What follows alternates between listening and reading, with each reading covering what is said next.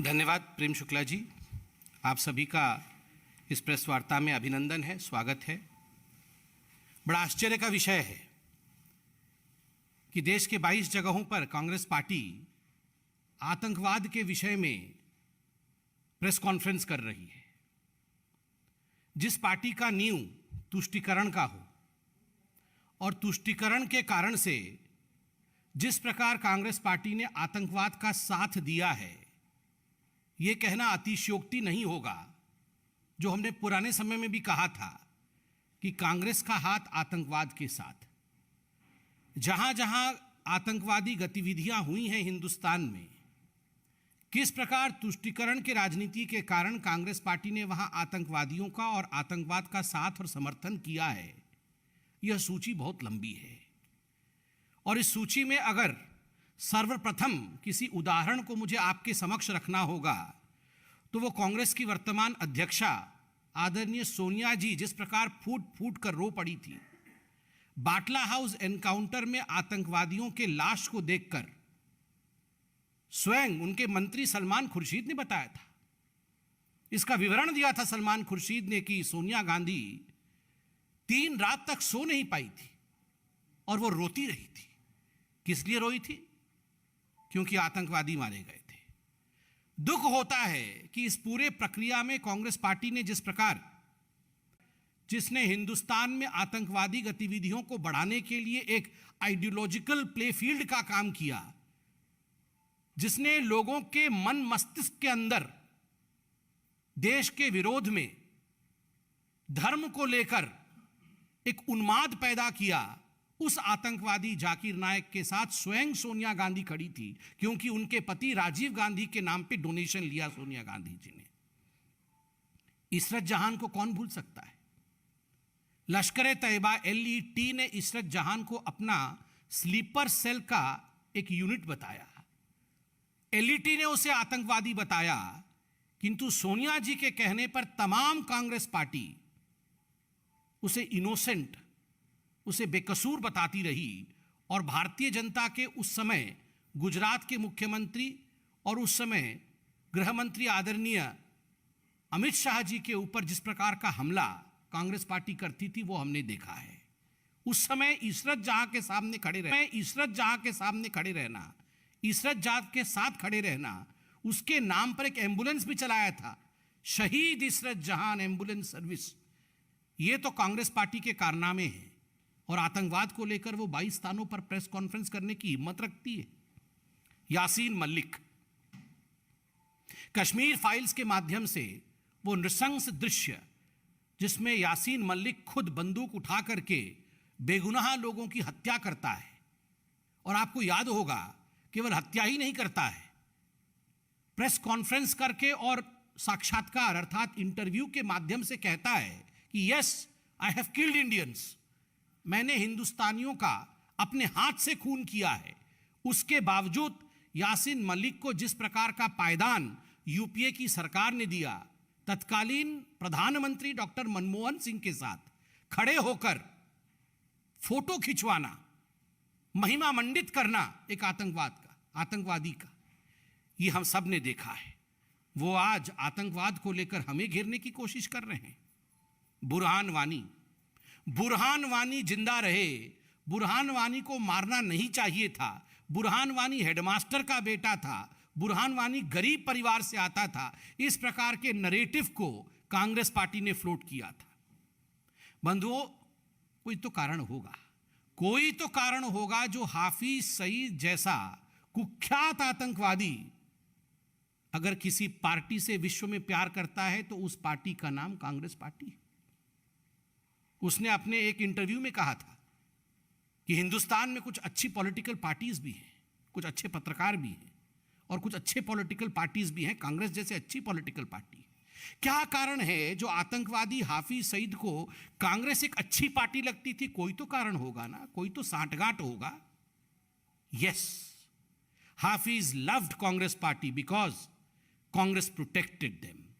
कांग्रेस ने हमेशा उन्हें प्रोटेक्ट किया, हमेशा उन्हें संरक्षण दिया। इसी कारण से आतंकवादी कांग्रेस को पसंद थे और कांग्रेस को आतंकवादी पसंद करते थे।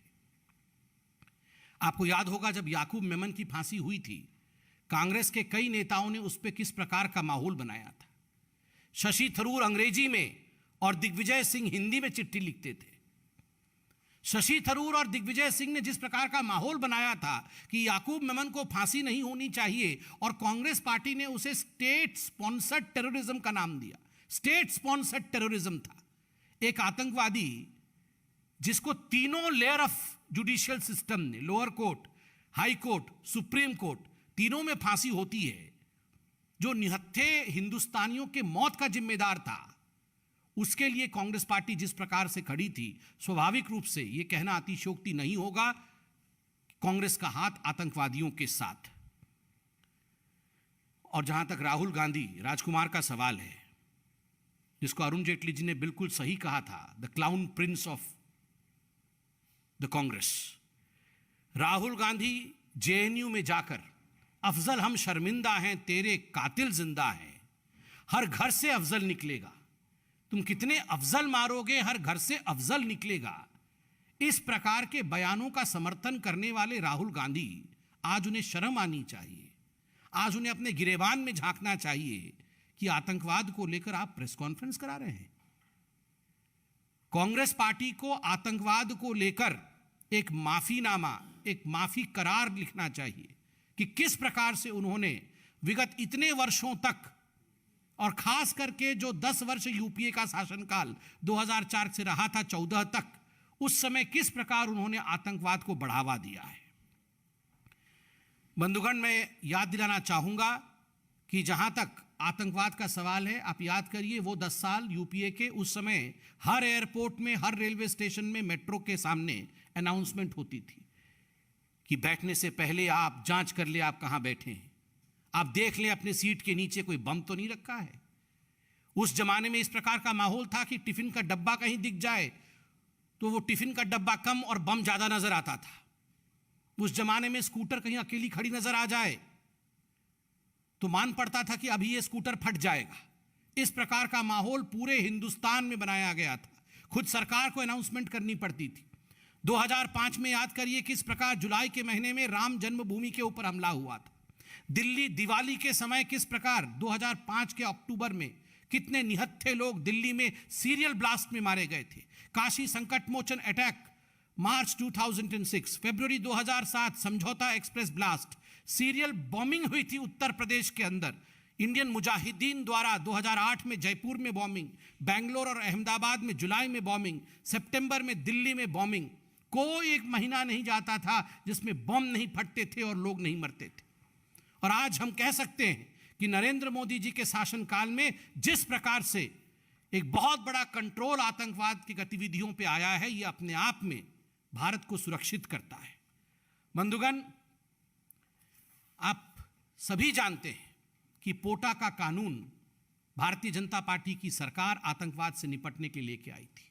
पहला काम जो कांग्रेस की यूपीए सरकार ने किया वो निरस्त किया पोटा के कानून को, और आतंकवादियों को भी लगा 10 वर्षों में कि ये हमारी ही सरकार है, हमारी ही सरकार है, लेट्स वर्क टुगेदर। आतंकवादियों और कांग्रेसियों ने मिलकर एक साथ जिस प्रकार का माहौल पूरे हिंदुस्तान में खड़ा किया था उसका विवरण मैंने दिया है। और तो और केवल पाकिस्तान के साथ ही नहीं, चाइना के साथ भी 2008 में एमओयू साइन करके, शी जिनपिंग जो अभी चाइनीज प्रीमियर हैं वो उस समय मौजूद थे, गांधी परिवार के उस एमओयू साइन एक्ट के समय जिस प्रकार से चोरी चुपके एक एमओयू साइन किया गया, the contours of the MOU is still not known. What were the contours of the MOU? ये देश बेचने का काम आतंकवादियों के हाथ में, आतंकवाद की गतिविधियों को देश में बढ़ावा देने का काम इस गांधी परिवार ने अपने सत्ता को बनाए रखने के लिए किया है। आज बोलने में कोई गुरेज नहीं है।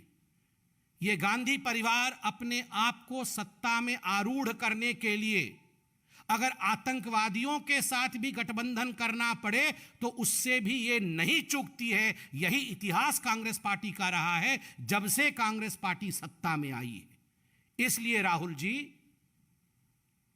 आप जिस प्रकार के माहौल में देश को आपने आतंकवादियों के हाथ में धकेलने का काम किया, आज आप आतंकवाद को लेकर प्रेस कॉन्फ्रेंस करते हैं, मुझे लगता है आपको इंट्रोस्पेक्ट करना चाहिए।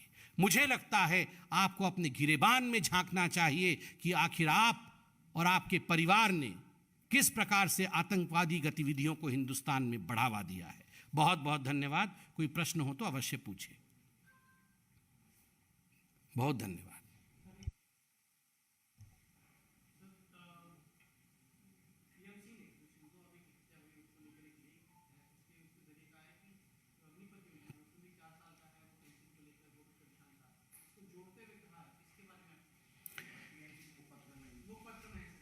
देखिए, मुझे लगता है जापान के पूर्व प्रधानमंत्री जिस प्रकार से उनके ऊपर एक कायराना हमला हुआ और जिस प्रकार से उनकी असैसिनेशन हुई है, ये पूरे विश्व के लिए दुखद विषय है। वो हिंदुस्तान के लिए एक दोस्त थे, वो पूरे विश्व के लिए अच्छी कामनाएं करते थे। मुझे लगता है इस प्रकार छोटी राजनीति करके हमें एक बहुत गंभीर विषय को छोटा करना नहीं चाहिए। बहुत बहुत धन्यवाद।